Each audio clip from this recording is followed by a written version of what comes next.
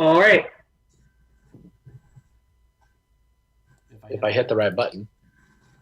There we go. There we go. And Thanks, Justin. All right, we'll call the meeting to order. Our first order of business is to review and approve the minutes from our April 22nd meeting. Those were distributed ahead of time as part of the packet.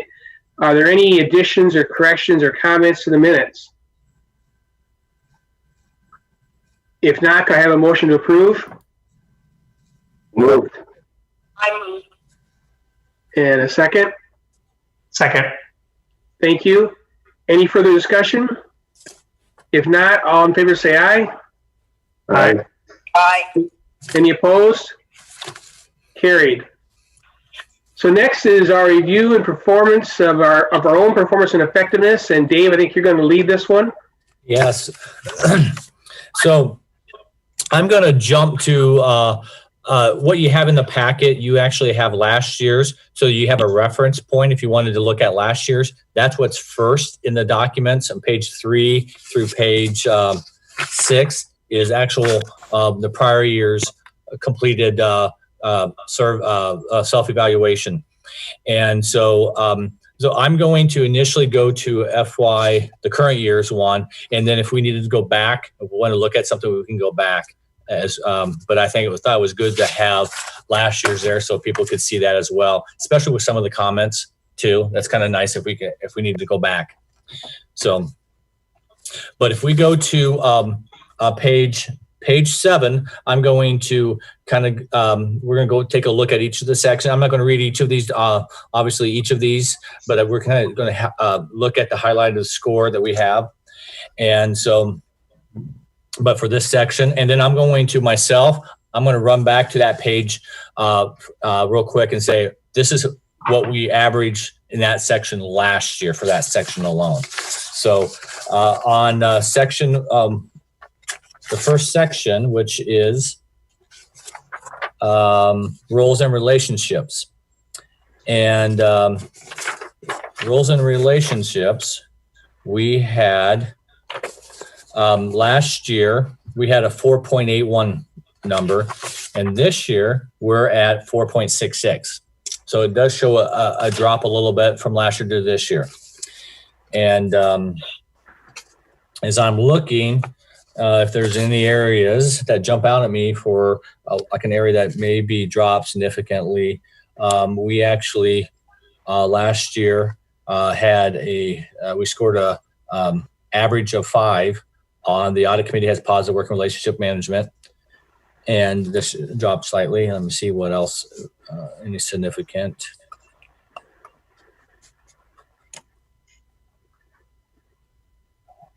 We had the size of the committee is appropriate for the complexity of the Cedar Rapids, CRCSD. Wait a second. Yes. And then last year we had a 4.89 average score, and then dropped to 4.44. I believe those are and one other one. Audit committee engages outside expert as appropriate. That was that dropped just a little bit from last year, from 4.56 to 4.44. Oh, and one other one. I see it's all audit committee members provide input to the audit committee chair as appropriate. Last year was 4.56, then it dropped to 4.33. Those are the driving factors that lowered our overall score in that section. Any questions on that section before I go on to the next section?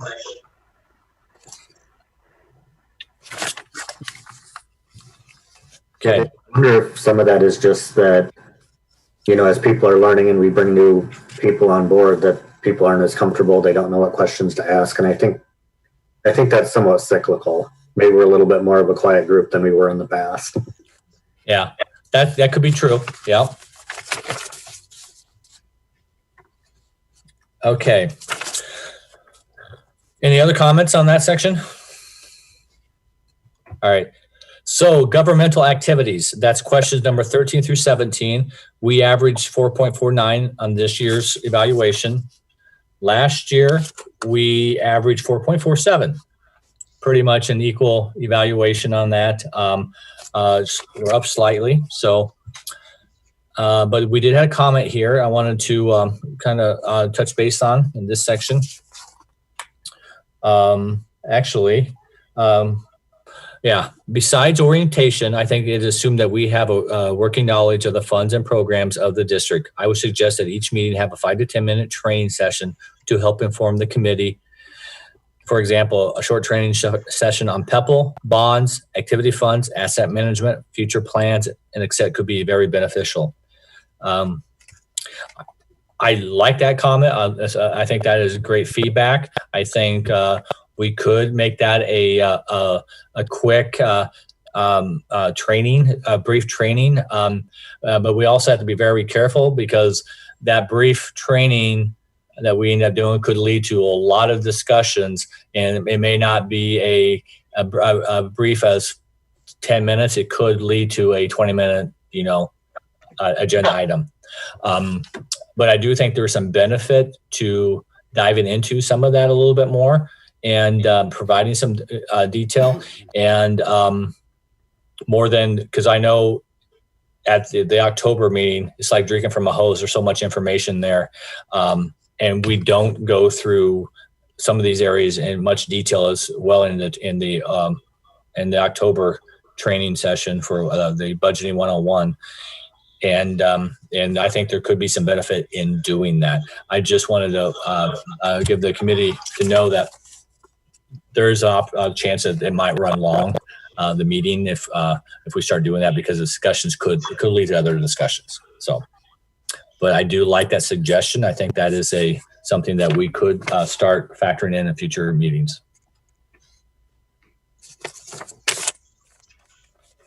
Any comments? I think it's an excellent idea. Yeah. I agree. I think if there's a way that we can tie it with whatever is on the charter for that meeting so that there's some relevance, and then we can, the discussion could then lead into whatever it is we're discussing. Good suggestion, Whitney.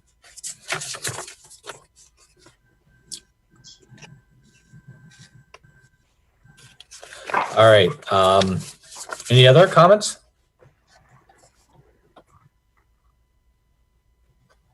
All right. We'll move on to the next section. Risk factors. Okay, risk factors. We it's kind of tricky here, making sure pay risk factors. We had a 4.61 number last year. And this year, our risk factors of 4.56, a slight decline. And I'm not sure there's anything worth, because it's just a very slight decline here. So in risk factors, and so here we go. But we do have a couple comments in this. So. And I had some good notes on this as well, that we can use some more improvement in the presentation by IT that's focused on high level risk and mitigations. That is some of the suggestions I remember the committee made after that meeting. I would like to have focus more on that than just about we have our data backed up and, where we have that, and talking about but more, we need to really focus on how are we testing the system? How are we, I'm making sure that we are protected the way we need to be protected, and diving in more on that. So, and I actually shared that with Craig as well. Yeah, I totally agree. I think we need to make that meeting. Maybe we have to go into assuming that we're doing the basic blocking and tackling, and it's really, I think our goal and our position is to try and think about, the high level risk factors, and are we addressing those? Right. And the second comment was basically whether or not the audit committee is the right to evaluate the effectiveness of these items. And that was a question. We actually, there is also a technology group, kind of like the oversight committee as well. I don't know if they touch on this at all, this part of it. But between the both of us, I think one of us should be looking at this, whether it's the audit committee or whether it's the technology committee, oversight committee, looking to how we are managing risk, especially with regard to IT. I don't know who made that question, but I think there is obviously audit. There's a lot of risk aversion that you're looking at things with regard to procedures and you put in place. And so that's why you put them into place to minimize risk.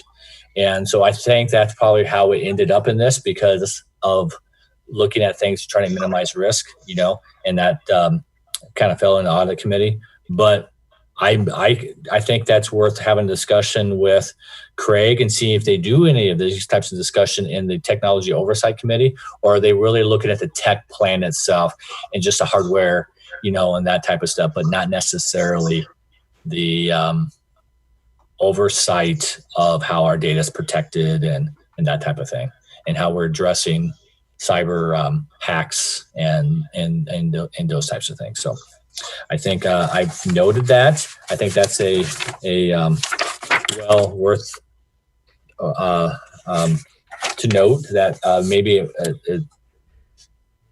maybe better in another committee, and at least we can have that conversation with IT. So, any comments?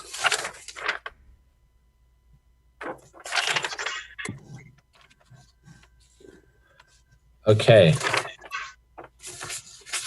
So then it's technology is the next section. Technology is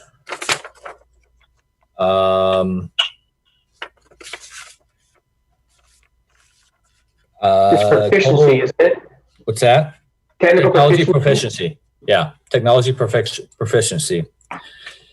I get lost on my pages because they all look the same. I'm making sure I'm getting to the right page as I'm flipping back and forth. We actually last year we scored a 4.93 in the technology proficiency, and this year was 4.56. So there was a drop in that, and so we had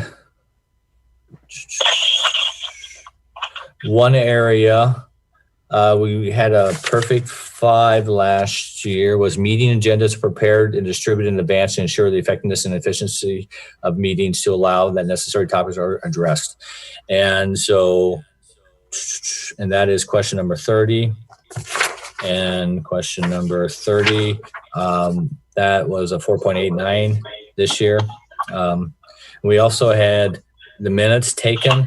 That dropped from 4.89 to 4.44.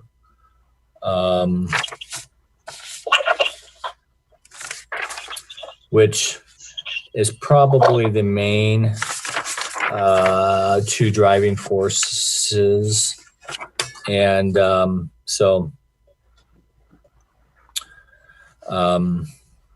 we had some comments in this section. It's worth noting. The committee has access to whether assets are being managed effectively. And so that one was a one or lower scores. We actually was 4.11 this year. And then last year it was question number 25 was a 4 point. So that was low last year too. So both years were low. So, but this year we, I don't know what people were thinking necessarily. Why maybe we had a lower score. I don't know if anybody wants to elaborate on any concerns they might have on assets, whether the assets are being managed effectively.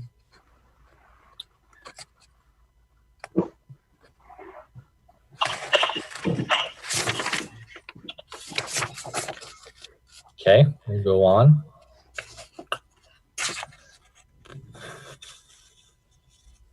if you want to, don't want to share something at this meeting, want to send me something, that's fine as well. If you, there are some concerns. So minutes of meetings taken and circulated after the meeting. There's some comments on that one. So there was a suggestion that the committee should review the language since taken broadly implies the minutes are circulated in advance of the next meeting packet. Personally, Dave, yeah. Dave, it's Maureen. Yeah. I take responsibility for that comment. Yeah. And it wasn't until after I submitted it that I thought I was at fault because I was interpreting it too rigidly. And we do have the minutes in advance. When we get the packet, which to me is enough. I apologize for that confusion. Well, and somebody else had a comment kind of in reference to that as well. Minutes are included in the subsequent packet meeting. I don't feel they need to be circulated any sooner, but this question made me think that they were separately sent out. So I don't know. The minutes are done fairly quick after the meeting, and we can send them out if the committee feels like they would like it sooner. And then we will also send them out in the board packet as well, but that's just a preference of the committee. If that's something the committee would like to do, that's easily done. We get Sarah gets the minutes done very quickly after the meeting, and we actually have to. Yeah, they're actually out on the website. We post them to the website like 2 days after them. As soon as I get them done, so the minutes from the meeting are out there like 2 days after the meeting. As soon as we can get them posted. So. Yeah. And I can take responsibility for that second comment. I think very similar to Maureen, just the way that question was worded or that statement was worded, I felt like it was asking if they were sent to us immediately when they are done. Yeah, So yeah. I don't think that there's any need to get them sooner. I think the way that we do it now is very sufficient. But just So we just need to restate the question maybe a little bit. So yeah, or exclude the question altogether. I don't know if it's necessary or not, but so I think it's a valid question to have, but maybe just. All right. Or maybe I just need to relax a little when I'm reading the questions. Yeah, I think if it just said circulated prior to the next meeting, I think you'd be fine. I think the way that it's done is appropriate. Okay. And question number 32, committee reviews management's process to audit recommendations, whether to follow up audits, indicate corrective actions in place. And a comment was made and basically, well, I strongly agree with the statement. I remain troubled by admittedly small, though recurring findings at the building level. I would feel better if there was assurance from the building leaders instead of allowing the bookkeeping department to be taken responsibility. Again, I don't believe this is fair to Sherry or her staff. And I think I see where this comment is coming from. And I'm not sure. I guess you can look at, I was reading this question when I saw this question and was out there. I was looking at the question as the annual audit, not the agreed upon procedures reviews. And maybe we need to have two separate questions, one for the annual audit and one for the review. Because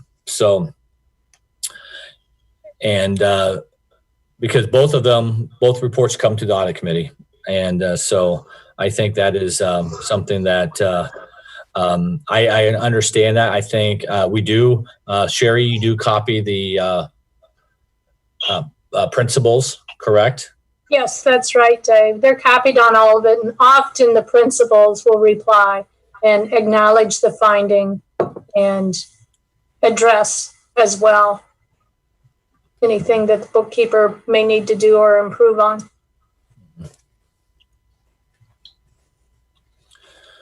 So is the committee thinking that responses should be from the building administrator to respond and getting input from their staff, or just response from the staff and CCing the administrator? Dave, again, guilty here. It's my comment. I think that since we've looked at Roosevelt twice, Right. I believe. I don't have the audit right in front of me, year after year. I even went so far as to try to find an organization sheet to see where the principal sat under Sherry's department, which I'm pretty sure she doesn't. Correct. They don't.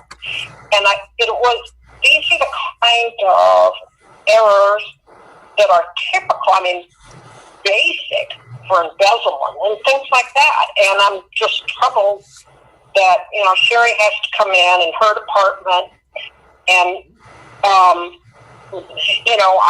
I've seen her in front of the board have to clarify, and I don't think it's necessarily fair to her competence and what their department's doing if that leader of that school can't assure us that we're not going to see it again. Right. On basic mistakes like purchase orders. And that's all I have to say about it. Right. I think, like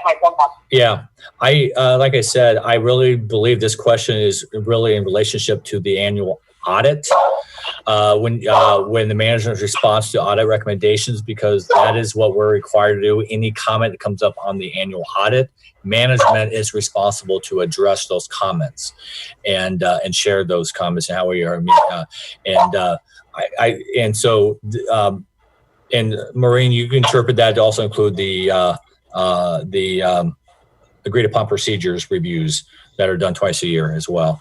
And so one of the things that we could do is we could also include the executive director over those areas as well for middle school and high school in the communication. So the executive director, who is the one that supervises the principals as well, they could be included on the comments, not only the principal. So, Dave, actually, they are. They are. Okay. Yes. So, Yes. so they get included as well. Both levels, the high school and the middle school are included. So, yeah, and Dave, I think from my perspective, maybe one of your comments you made early on maybe hits the nail on the head is because I think there is a good reason to ask the question specific to the audit. Right. And I don't think we want to pollute that question's response with the agreed upon procedures. And I think it's legitimate to add a question for the agreed upon procedures. We'll lose a little bit of comparability year over year, but given how much time we do spend, time and effort on both the committees and you and your staff, it may be appropriate to add that in there to get some feedback from the committee as a whole as to how that's working. Okay. And everyone else feels that way, or any rebuttals to that, please speak up.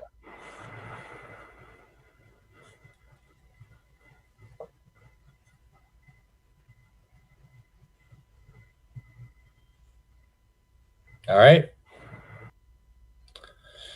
So overall, in FY20, our review score was 4.59 compared to FY19 was 4.68. So a slight decline. And so if you look at overall averages, we've been as low as 4.17 back in 2010. So not our highest score, but obviously we're still in the, I think we're doing a pretty good job overall. So as a committee. Agreed.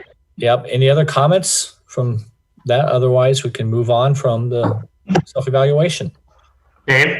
Yeah. Can you remind me what the audit recommendations were from last year's audit? The actual audit itself? Yeah, the financial statement audit.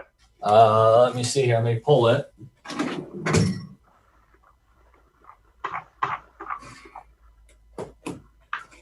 Actually, it's going to be easy. Let me just pull it real quick online here, and I can just share my screen too, and we can go down to those pages. That might be easier.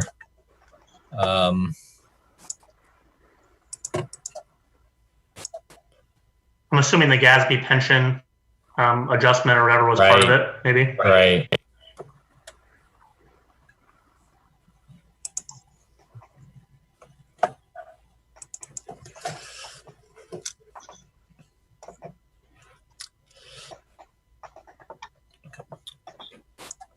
I'm going to share my screen. Can everybody see my screen? I'm going to go down to the comment section.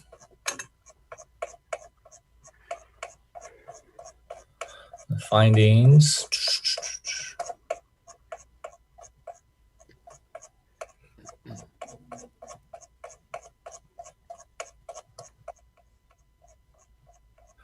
Of course, I have to scroll.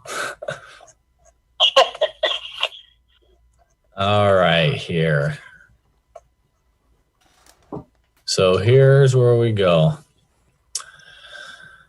So other findings, statutory reporting. Let me go back here real quick. Oh, it's frozen now. Come on, computer.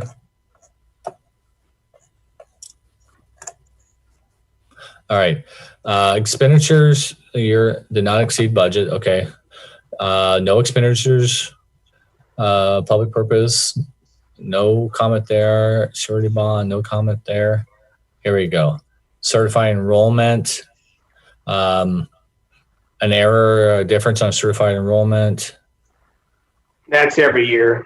Yeah. Deposit.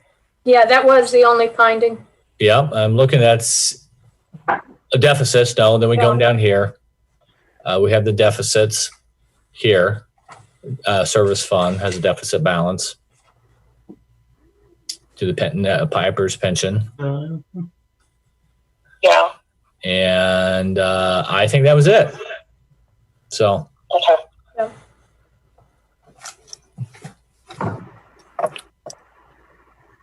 Those are the two findings we had last year. Say stop sharing.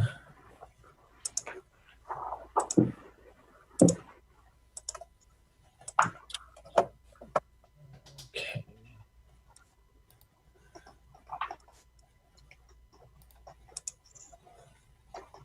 All right, if there's anything further on the self-evaluation? Let's go ahead and move on to our next agenda item, which is the written report to the board.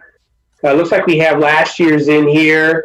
And Dave, I suspect our plan is to kind of follow the same format this year. Correct. Yes. And so when we're doing the report to the board, it actually, we're having our next board meeting is June 10th. And so that is actually after the only board meeting now that's scheduled in June. So we will have to have this report to the board on July 13th. So that's when we'll be looking at doing the report. But yeah, I thought we would. Sorry. Could you repeat that again? The next board meeting is when? Our next board meeting is June 10th.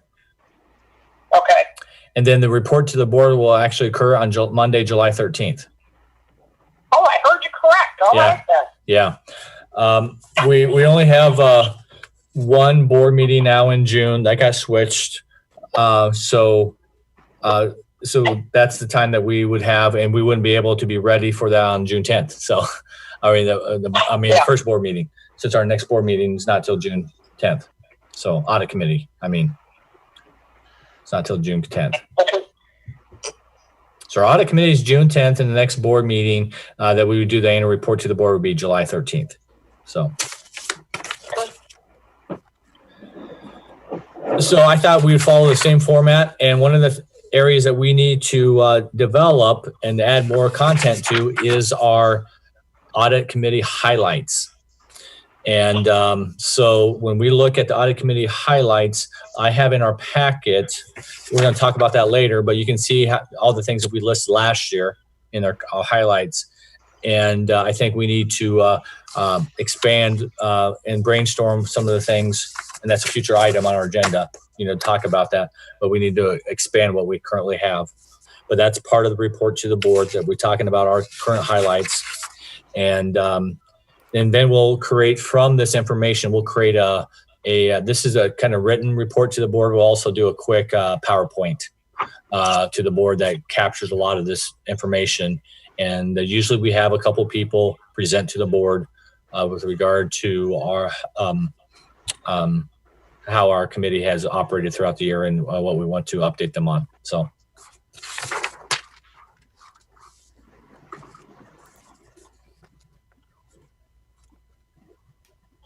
Dave, are we going to try and brainstorm together on these highlights? I think we do want to brainstorm together. Do we want to, one of the things we could talk about too, are we okay with the written report? As we look at the written report of last year, are we okay that we follow the same format from the committee standpoint? Because you can see that we had an introduction in the background talking about the audit committee. It was created back in 1997. So that's when it all started, and the role, our membership kind of goes into membership, and about our responsibilities. And then we actually have all the exhibits that we have. That's a part of that. We include copies of the our members, and it goes into our charter. We share the charter with the board. Our charter, we actually go into, then we share the charter matrix, which is, you'll find on page 21 and 22 in a packet. Then we go into charter matrix, goes into the evaluation. We provide an evaluation in the packet as well to the board, and that's Exhibit D. So those are all of the components of the report to the board. So if the committee, because I just want a little bit of feedback, the committee is fine following that same format. This is the types of data that we will share in written form to the board. But we also, they'll have that, but also we'll have a small PowerPoint that basically shares and deals with a lot of the highlights of the committee.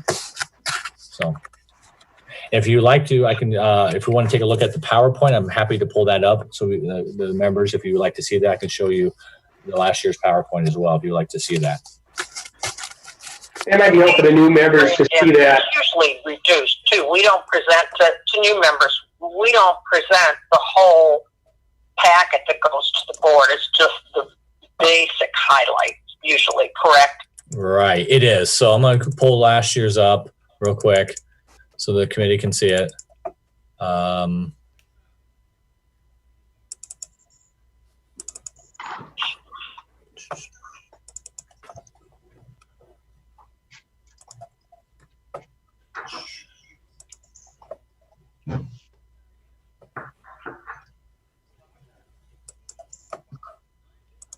Can everyone see my screen? Yes. Okay, so here is, we got 8 slides. We go from, obviously we have the chair and the members who actually presented. We had highlights. We talked about the new members. We modified our charter to designate the board representative as a liaison. We also talked about our charter to include district legal counsel. It's a couple meetings, a year that we want them there. We adjusted the format of the revenues report. We implemented armored car service. We modified agreed upon procedures with RSM.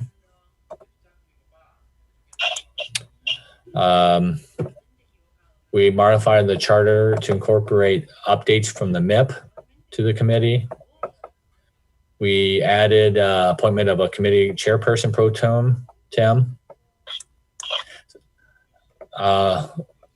Added conference phone options. And then notified them about people who have fulfilled their 3-year term and that are not renewing. And a lot of these, I think, follow right down the line of our highlights that we have developed throughout the listing. Yeah, that's Our right. internal auditor is one of the recommendations. That was because we were talking about the highlights, and we did the recommendations, and we make sure the financial, internal auditor, and also make sure the financial integrity hotline is more prevalent on the district website. So those, how the report kind of was presented last year. So.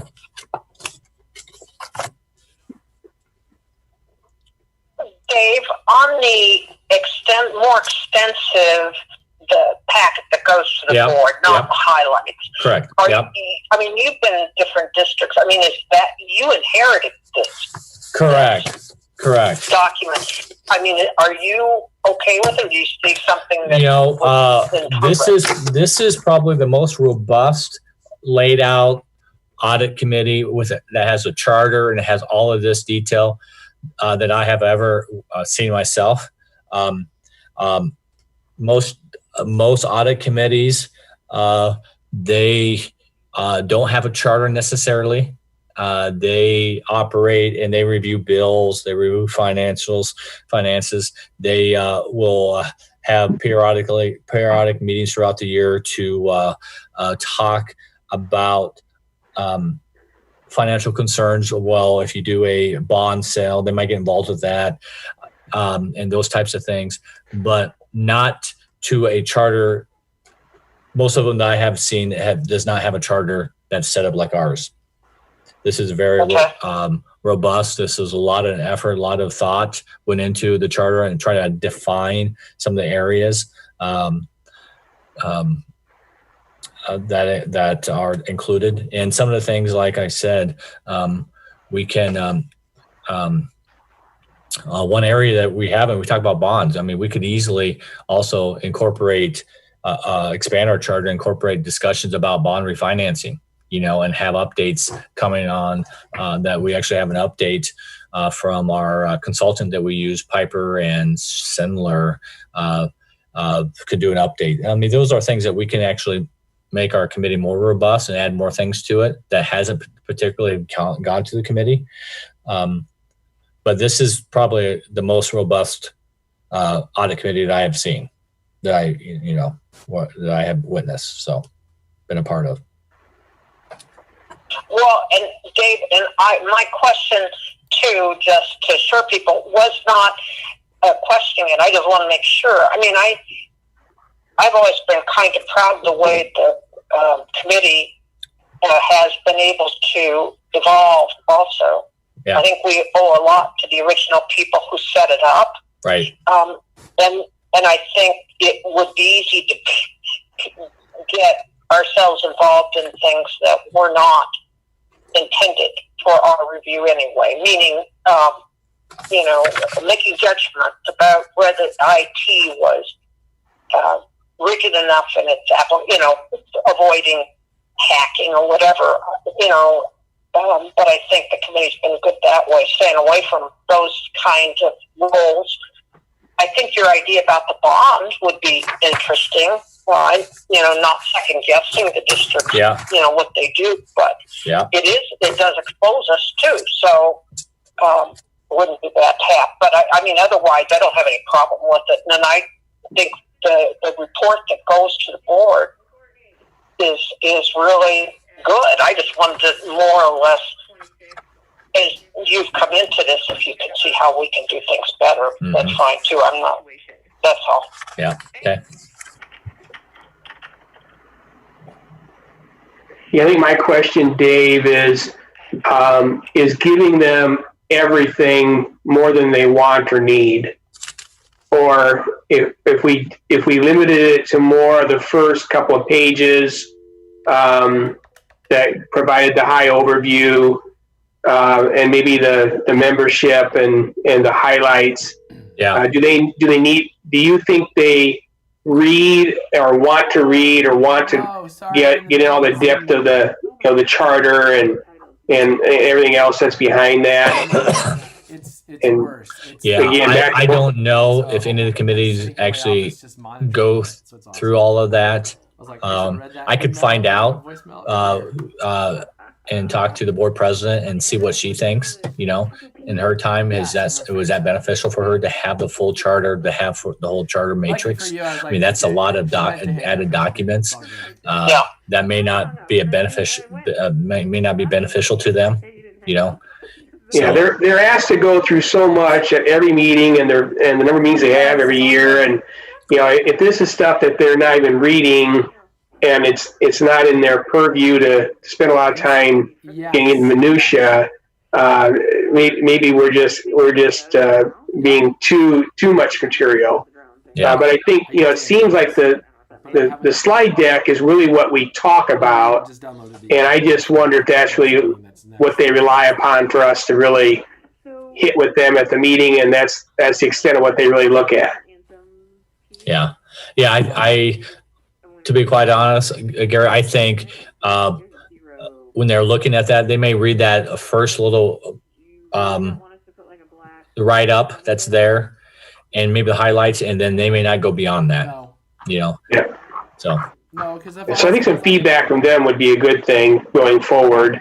I like Maureen. I think our charter does a great job of providing us a roadmap of things we should look at. And regarding the bond stuff, I mean, that's, if we want to add that to our charter, and I guess maybe part of that is the district view that as part of the role of this committee, or is that again, like the technology questions, that fall somewhere else? But I think that's something we address early on each year is our charter correct and need to be adjusted. So yeah, I think I would be fine. The general format is fine. I'm like what you just said, Dave. I kind of think the first couple of pages that kind of creates the framework of who we are and what we do are good. The page with the highlights, I think, is good. And I think the page with the makeup of the committee, I think that's good for them to know who's on it and what we do and what the terms are. And maybe beyond that, we're just killing them. But if you already Yeah. did, don't worry about it. Oh, okay. You mean, like, should we not do that? Because, like, if And Dave, our charter, as it exists, is out on the board website, correct? I mean, under our committee. So anybody who thought if we make reference to our charter could be referred to a different document, not included so much, right? I mean, it's posted out on the board. I mean, on the website. I had to double check that, Maureen, that it's out there on our section. I can't say 100% that it's there, but we can easily make it there if it's not. So. And I'm not suggesting it be there. I'm just saying it would be nice to reduce it, and then we could just refer to where it is on the website if it hasn't changed. Correct. Yeah. So it's fine. I think what you're doing is just good. Okay. So we're getting to the end of our allotted time, and maybe we ought to just spend a little time talking about I think it's on page 15 of the packet, those highlights unique to this year. And I think we can add the addition of John and Whitney as certainly as one of the things that we should highlight. As far as some of the charter things, I don't recall that we've done as much of that this year. We did not, yes. And so I don't know whether it's worthy or if it's time well spent by perhaps Sarah or Dave to go back through our minutes and see if anything jumps out from that review. But I don't recall that we've done a lot of that this year. We may want to. My window and look at my edit screen while we may want to talk about the. It seems like we did do a little bit further digging into the MIP thing. If there's a way to phrase that up, that might be one to talk about. And then the option. I think we could talk about the utilization of Zoom as part of the response to COVID. And then the those that are going off the board, which maybe just me at this point, but if you want to talk about that, I'm not sure that I have anything else that pops to my mind. You probably need to do that review of the minutes to see if anything else comes up. 17,000 computer The only thing that I was going to add is I think, Dave, you added some additional reporting for us this year as well. So last year we just talked about the revenue report and having some additional variance explanation. This year I think we've got it, and then the whole nother report that we look at every month. Sounds cool. Yeah. Oh, good call, Scott. That's the like the overview report, right? Financial overview report. Yeah. Okay. And you're going to see another one that we just added. You can take a look at that too. I just had That we'll yeah. touch base on real quick. Okay, cool. Okay. God bless you. Thank you. Fabulous. Talk to you later. So One that comes anyone to else? mind for me, and this one is more out of our control, but the changeover in the director or leader on the RSM side from Heidi to Chris. Okay. Yeah. Yeah, but that's actually a very good point that we've got some turnover on. It's not turnover, but we're having some different set of eyes on our audit procedure. Rotation. Rotation. There you go.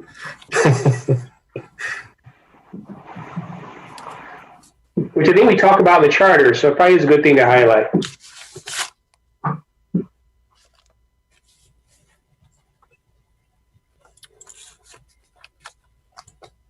Yeah, we can go back, peruse the agendas and see if there's anything else that jumps out at us. So, Dave, how soon will you be, pulling together the highlights? I mean, the reason I ask is I remember saying something in a meeting to Gary, we should include that on our highlights. And I can't remember, I'm going to have to go through my own notes too. I don't have them in front of me right now, yeah. but that's why I wanted to have a little time to look back through my handwritten notes. Yeah. And I'm going to double check because I actually write notes too on my agendas as well. And I'll go through all of those as well. So, Okay. but yeah, I will have all this written up. And so our June discussion, and I will actually write these up, and you guys will have a copy of the highlights and in the June 10th meeting, and then we have time to finalize the PowerPoint for the board for the July 13th. So, Okay. And we can pick who's going to be those presenters for the July 13th meeting on that meeting as well. yeah. So, Perfect. Is there anything further on item 3? no. If not, let's move to the 4th, which is to appoint possible committee chairperson pro tem and new members to fill committee vacancies. And I think the first thing is identify the vacancies, which I've already indicated that I am going to be leading the committee. Dave, do you have any updates of the other folks that are whose terms are maturing? Yes, I know that Tom, he's going to step off. Tom has decided he's going. Tom Hoffman. So, and but Gordon is going to continue to. So right now we have 2 positions, and that we need to fill. So at this point in time. All right. And so I think what we've done in the past is ask the group kind of as a starting point to come up with some possible replacements. We had really good luck with recommendations from the committee for folks that may have, the background and potential interest. And I think we also put the notice in the district website and ask for volunteers. Is that right, Dave? Correct. We have, and we'll probably do a social media blitz on that through all of our social media avenues, and so where they can go online and look for the information. So, Is there a link, Dave, that we can forward to people that we might have an interest in this? yes, So they yes. can, that would be helpful. Yes. So I think our timeline here is we'd like to spend the next month gathering potential candidates, whether it's referrals from this committee or whether it's folks that respond to the request on social media and the website, so that at the next meeting we can look at who is throwing their hat in the ring and pick those folks that'll fill the 2 slots. Yeah. And I'll send out an email to everybody where the link is for committees. And we had some people interested last year as resurrect those names as well. So that sounds good. We've had some good candidates in the past too. That's why I was going to ask if you kept some kind of folder or something. Yeah. And Dave, I know maybe this is not the appropriate time or place to ask this, but do we have any update on Wendy as to what her status is? Well, I am surprised that she wasn't on today, because she asked me, because I thought for sure she'd be on today, because she asked me to double check that today was in fact it was on Tuesday. I said yes, it was a Tuesday, and I thought for sure she'd be on. So something must have came up. So as far as I know, her intentions is to still to remain on as at this point in time. But I was a little surprised that she wasn't on today. So. All right. And then Maureen, I assume that you would like to continue to have this pro tem position that we sort of created. Is that a fair? Sure. Yes. Okay. So I think last year when Maureen was in that position, she volunteered. Are there any committee members on the call that would like to consider volunteering to be pro tem for next year?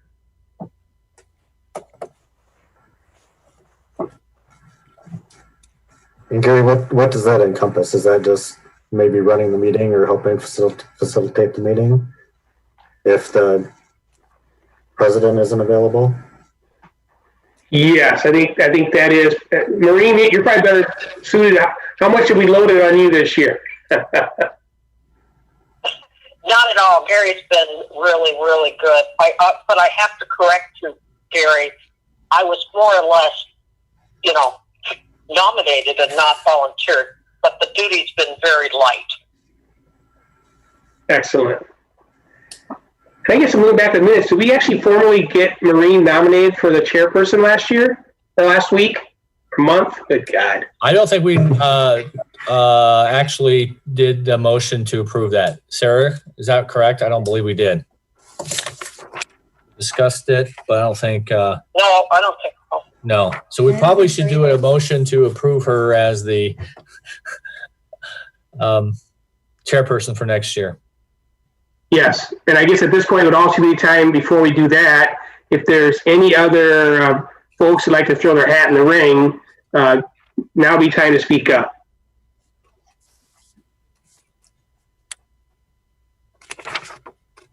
I hear none. So do we need to do a formal nomination, or can we just do it by voice vote based on Maureen accepting the nomination? Anyone have a problem with that? We just do a voice vote at this point? All right. So all those in favor of electing Maureen as the chairperson of the committee, I'll indicate by saying aye. Aye. Aye. Any opposed? Congratulations, Maureen. Thank you, Gary. You are staying around for the July meeting, right? To do Yes. your, final appearance. Yeah, I'll do my swan song. Well, I have to say to the rest of the committee, losing Gary and Tom in the same year is going to be hard, but I think we'll carry through. Yeah, we got good folks here. We know you can. We know we've got leave in good hands. Yep.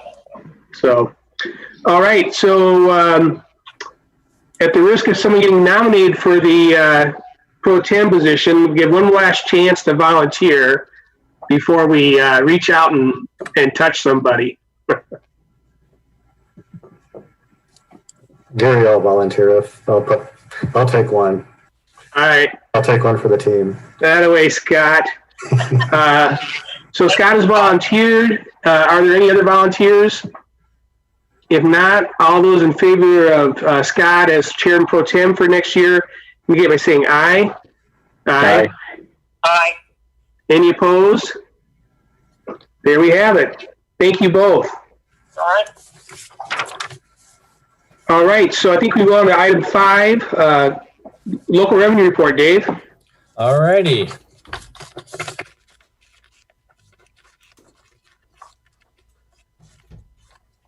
My whole packet all messed up now. Of course I do. All right. Here we go. Local revenues report. You know, and you can see my highlighted section, and this is on page 33. We had transportation. Our transportation is down, of course, fees, because we haven't been operating at all, and nobody has been able to rent our vehicles or anything like that, charter any, in the transportation from us. And so we are this is through April, and so we are down in comparing to last year of $7,000, and also, so that's and that will continue to grow as we get through May and June, because we haven't been doing any transportation at this point in time. Also, we actually had our local grants and donations are down, and we did not receive as many grants this year as we did last year. And there was like a big one we received last year from the foundation in a real lump sum, and we did not get that big of a chunk this year. But we are still getting some donations. Actually, the foundation is going to be donating some expenses with regard to some of the materials that we've been sending home to families. And the foundation is going to be donating some funds for that we have already incurred. So they're going to, and it will allow us to use our COVID funds in another way. So that's a good thing. We had a pretty big increase in our refund of prior expenses. And that's a lot of that was driven from our flexible spending dollars that we received. That's where that kind of flows into that area for unused flex benefit dollars. So also we received our big payments sooner than we did last year. That's the next line item, the miscellaneous revenue. That's a big reason why our current and prior year is higher, is because of the big payments, which is for all these various schools that was participate in our big program. You got Linmar, you got Anamosa, you got Sherry, help me here. North Lynn, is it North Lynn? Not North. What's this? Mount Vernon. Mount Vernon. There we go. Yeah, Mount Vernon. What's BIG? Big, Iowa Big. It's the program where a lot of the schools participate, and they do project-based studying. A lot of the juniors and seniors, is there sophomores there too? I can't remember, but they go off-site, and we have 2 locations, one in Newbo area, and one in northeast Cedar Rapids, kind of over by the bowling alley. You know where that bowling volleys over in that area. We have another location there. And so they are project-based learning they do through Iowa Big. So we received, and this is one that we've talked about before, down in the management fund levy, our dividend. We had a less insurance dividend than we received this year than last year. And at our insurance meeting earlier this year, probably in September or October, no, probably September meeting, where Cassie shared a lot of the driving forces behind that. We had, the Marion case that was there. That was huge. draw on the amount of dividends that schools received through that program, through the EMC program. So that's a big driving force on that. Our insurance settlements, reimbursements are up this year compared to last year for claims. And so that's why that number is up. And also in save funds, we have also been getting our big payments on the leases, quicker than we did last year. So that's why our payments on that line out of miscellaneous income and the save is up. So PEPL, our energy rebates are down this year. But we'll probably see that it'll probably fall into the save fund the next year. That area will probably jump up even more because next year we'll have probably a lot more rebates when we are getting into the construction of a new elementary school at Coolidge. We'll get a lot of rebates through that program, and they'll fall through there. School nutrition fund. A lot of these differences, you see negative amounts here, are due to COVID closures. And that's where you're going to see, we actually, when we're looking at our food service sales, our sales are way down. We are doing some summer, it's just through the summer nutrition program is how we're able to serve meals today for our students. That's what we've been doing ever since we've been closed. And so we are getting some, we are receiving some funding for that, but nowhere near the amount that we were getting when we were actually schools in session. So that's why. That's kind of the question I had, Dave. I from the various news outlets, it's, they've done a nice job of highlighting the schools are still feeding the kids. Yeah. But since they're not in school, we don't get to submit that to the government for payment. We do. We are actually, they increased the contribution amounts for the federal and the state on both breakfast and lunch through this program, but the numbers are still a fraction of what we normally would serve because of this. And so and the thing is, in the costs to do what we are doing today for the food costs is actually more expensive because of the types of foods that we're able to do in these prepackaged, lunches and breakfasts that we're serving. It's not the all the cooking from scratch type of things that we normally would do. A lot of the meals that we're cooking previously. This is more expensive. So we are, the costs are up. And so one of the things that, to supplement, which we'll talk about here in a minute when we get to the financial reports, but how you'll see where we're going to be able to use some of the CARES Act or ESSER funds. Some of you have heard this being called now. Yeah. We'll be able to now support both our daycares and our nutrition fund with some of that funding, which will be very helpful to these programs. Excellent. A lot of, like I said,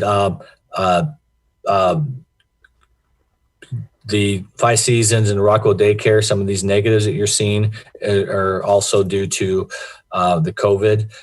The amounts are not as high as some of the other changes, but they will be. And these numbers will continue to grow by the end of the year. These negatives will grow. But we will actually, what you're going to see, most likely it's going to fall into a transfer of funds. So it may not flow into the local revenues account reports because it will be fund transfers which flows into a different area. But that's how both the daycares and nutrition fund will actually receive funding through the CARES Act, because CARES Act funding that we get goes into the general fund. And for us to be able to support nutrition funds and daycares requires a board resolution to transfer funds. And once we determine that dollar amount, we'll actually have the board act on it and do the transfer of the funds to support those programs. Okay. And that's all I have for the local audit, local revenues report, So, any questions? Let's go on to the statement of revenue expenditures. All right. So now if we go to the statement of revenue expenditures, if you take a look at where we're at today, so you'll see the first two columns is all funds through FY19 compared to FY20. Okay, and you can see where at this point in time we are at. We have collected $257 million in revenues and had expenses of $227 million, and so our revenues have exceeded for all funds, and at this point in time, and you can see the differences compared to last year. We're actually we are further along this year with all the financing. The reason why you see some of this being higher for all funds is because we refinanced some bonds, which it brought in revenue, and then we book the revenue. We also had to book the expense. So a lot of the differences why it's so much higher, a lot of that is due to $30 million bond proceeds that we received, and plus we had to we refinanced them, so we paid those off and did some new bonds. So that's why you're seeing such a big jump this year. But if you go down through, let's take a look at sales tax funds. You're seeing that as a negative. And why is that? Why are we sitting in the negative? Well, we know last year we actually sold $25 million of bonds for the construction on the new elementary for Coolidge, on the Coolidge site. Those dollars were in fund balance at the end of FY19. And so we're going to be using reserves through the state funds for the construction of that. So when you get into next year, this number will continue to grow in the negative because we are using fund balance to pay for it from the bond proceeds. You can the other one you can see where it's really showing our negatives is in Fund 60. Other funds, those are daycare funds. You can see right now where the revenue is and our expenditures, and we're sitting at $221,000 in expenses over revenues. That's because of the COVID. We continue to pay all of our employees. We continue to pay all of our daycare employees, and only a few of them are actually working. And we're only getting revenue from a few families who continue to send the kids. We're not charging families who had not sent kids to the program. We are going to. We'll be starting. We have started charging some families. Earlier this year, I want to say like first part of May, we started back up for some of our programs, our 5 seasons, a little bit of charging to maintain spots. And then our summer programming will be starting here shortly. Hopefully those numbers, families will, hopefully the things will start opening up, and then families will be able to support, send their kids to daycare. But we've had a number of families doing that because they're essential workers. They need someplace for their kids to go to, and it was very important for us to keep these programs up and running.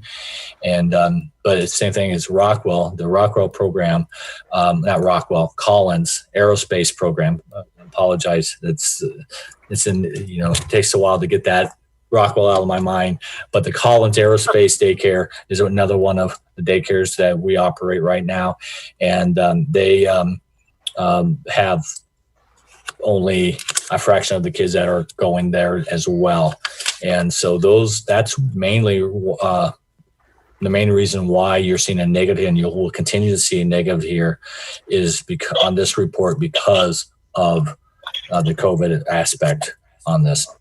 Nutrition fund at this point in time is a positive, but you will see that probably end up in the negative as well until by the end of the year because of the COVID. But like I said, we will support them through CARES, through CARES Act, and support the nutrition fund and our daycare funds through a fund transfer, which probably won't show up in this report because it will be handled as a fund transfer coming in here, because it's not going to be necessarily revenue. Unless I had to double check, because it might flow into the other financing sources. Not 100% sure on this report, because this report we pull from a Forecast 5 company where we upload our ledgers. I'm not 100% sure it flows in that line transfers. And we typically don't have a lot of fund transfers coming from general fund to the nutrition fund. We normally would not. And so it might flow through that line, which is other financing sources and income items as transfers. But I'll let you guys know next time if that's where that flows into. But that is where it's glaring on this report is the COVID effect that it's having on a couple of our funds. So, any Thanks, questions Dave. on that? Dave, do we have a good idea, and I apologize if this has already been talked about, but what the impact of the COVID has been on the financials? You know, it's the piece that we don't, we know we're getting a lot of the general fund stuff. We're not, state aid still coming in, property taxes, we had not seen a fall off on our property taxes like there potentially could be. Because I think when all of this came down, a lot of people had already, had it been a month earlier, I think we would probably had a problem on the property tax side. But because of the timing of it, I think a lot of people had already made the property tax payments, you know, and so we did not see the fall off on the property taxes that we were anticipating.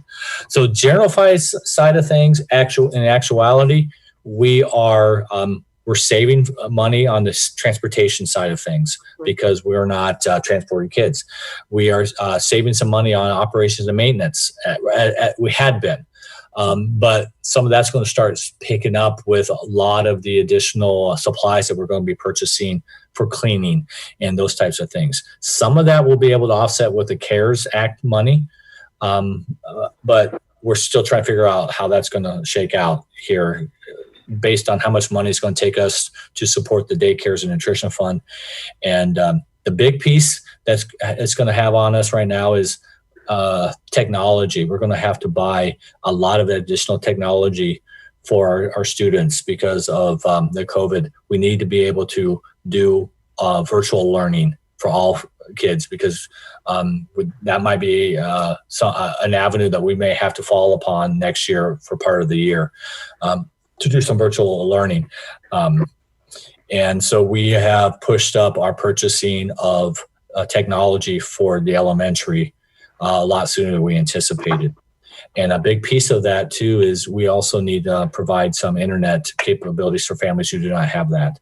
And we are working, we had hoped that we would be able to work with Sprint to provide some, if we bought the actual hotspots, they were initially saying that we provide the free internet access using those hotspots.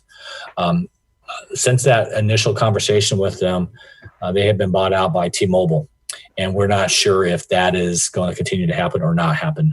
That's a big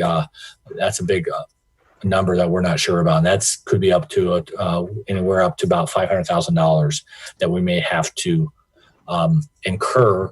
And our hopes is to use the CARES fund for that if we actually have to do that, because this is providing internet access to families who don't have it. Mm-hmm. And so the kids can have access to the learning.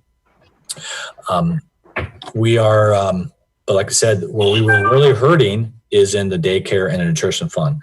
And I'm not sure if everybody's aware of this, but part of the CARES Act language was to receive some of these funds, we have to sign off some assurances. And one of the assurances we're supposed to sign off on is that we need to be doing everything that we can to maintain, continue to pay our employees. Okay. Mm-hmm. And so with that statement there, a lot of schools were considering, prior to that coming out, were considering furloughing some employees, especially in these nutrition fund and daycares if they had them, because they're proprietary funds or enterprise funds, and they're funded through revenue from providing services. And so with no school going on, it's hard for them to generate revenue. And so that, and once that guidance came out about these assurances, everybody's like, oh, I don't think we can furlough. I don't think, so everybody was keeping their employees on staff. And so we were very concerned how we were going to deal with those expenses without the ability to support it with the CARES Act. That guidance finally came out that we can use CARES Act fund to be able to support those enterprise funds, I guess we should call them. And so that has been a big relief. Mm-hmm. But for us, for Cedar Rapids, yeah. when you say in the language, you mean the language in the CARE Act and Correct. not applied at the department, at the Iowa Department. Correct. Right? Yeah. Okay. And we felt pretty confident from some language that was in the CARES Act that gave us the flexibility. But the DE had to do their due diligence with some of the guidance they received. They were reviewing everything, but it took them a long time to be able to give us that answer. And we would keep asking, and then finally they were able to give us that answer. I want to say, was that a week ago or 2 weeks ago? Time flies now. I just can't keep track of the days, but it may have been 2 weeks ago now that we found out about the CARES Act, being able to use that for enterprise funds. So that was the good news on that. But we know a piece that we're not aware of how it's going to impact us is on the SAVE funds.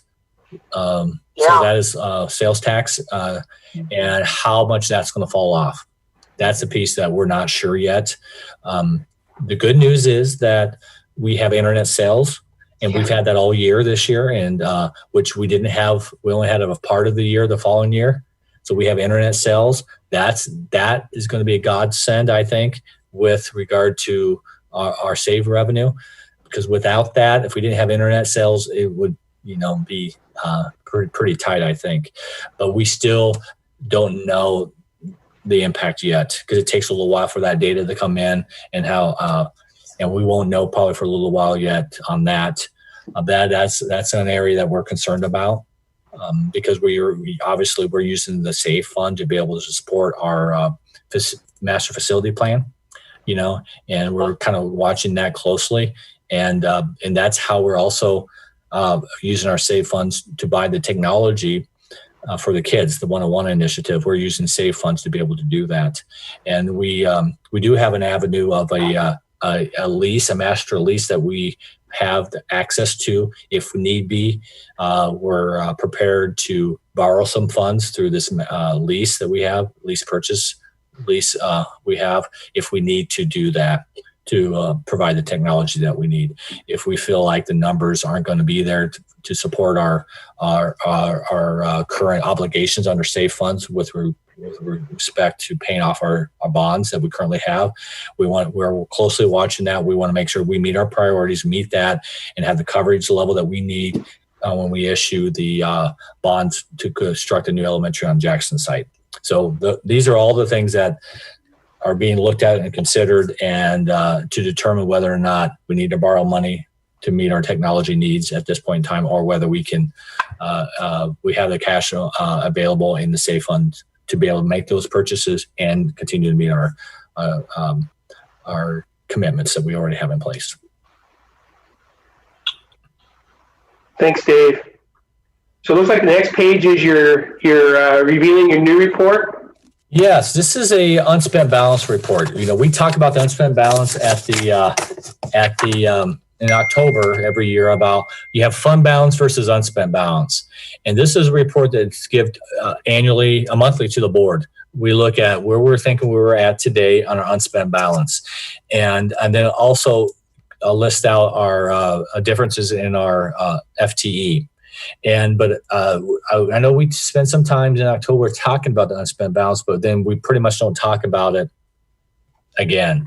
And so we do this report on a monthly basis with the board. And I thought, this could be a very good report for the audit committee to just see where we're at for unspent balance. And then it kind of, as the more we look at it, the more we talk about it, you might have a better feel for the difference between the unspent balance and the fund balance that we talk about. And just real quick, the unspent balance, a lot of this is already generated. There's only a few line items in this report that we have to update, okay? And when you look at, let me see here, SBRC, okay? You look at these numbers here, SBRC allowable growth, SBRC modified supplement amount dropout prevention. Then you have SBRC allowable growth 1, SBRC allowable growth 2, special ed deficit, okay? The dropout prevention is a number that is that we actually have to go to the board, have them approve it. It's once we know that number, it's set. We know what that is. These other line items here, are numbers that we have to estimate what they're going to be. The 1.7 million number there, that is our estimated deficit that we are going to have at the end of this year in our ELL programming. Okay. Then we have 2.4 million is the deficit that we're going to have serving kids due to if we had an increase open ruled out, lost more kids because and we get or we have increased enrollment, we get some allowable growth to be able to serve that. This number is an estimate. We don't know that until the end of the year. And then also special ed deficit. That's an estimate. That's what we think where our special ed deficit is going to be at the close of this year. That's an estimate. We don't know that until the year is actually closed. You plug those figures in. These are estimates. All the other figures above, going up above that, are driven from our aid and levy worksheet. Those don't change. Those are once your aid and levy worksheet set. Those are set. I should say the final aid and levy worksheet. There are aid and levy worksheet that we have when we certify our budget. It can change slightly after the certification time, but we get a final one in June, and it shouldn't change after that point in time. You go down below that, you have a line item that fluctuates month in, month out. Miscellaneous income. That number is a fluctuating number that changes every month. You have, and then the expenditure line, total expenditures is a line that it gets adjusted every month. And so these numbers adjust, and then which will revise what we think our ending unspent balance is going to be at the end of the year. So this is a report that we give the board every month. And like I said, we ended up FY19 with $17,112,000 of unspent balance. We are anticipating that to drop. And we did anticipate that to drop because of some of the changes that we did with regard to our health insurance benefits. We equalize health insurance benefits, and that's part of the reason why we knew this would drop some. But we're monitoring that. We think our good spot to be is in the $15-16 million range. That's where we're trying to keep it. So. Thanks, Dave. Yeah. So next is any complaints? Complaints? No, did not have any complaints. Good. We've got the highlights, and I think the title on this one should be 2019-2020. Is that right? Correct. So we kind of got that started, but we would encourage everyone, as Maureen kind of indicated, she's going to go back and look through her notes. Encourage all of you to do that. If there's something you think we should add, and anything that Dave or Sarah find in the minutes, we'll get those added to that report. And I think the last thing on the agenda are the previous meeting comments. There were very few. I think it was our first Zoom meeting last time. But I would encourage you, if you have comments on today's meetings, to be sure to email those to Dave and Sarah to include for our notation for next month. I think that's it.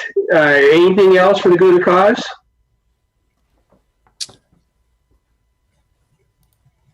If not, we shall stand adjourned. Thank you, and stay healthy, everybody. Thank you, everybody. Thank you. Everybody.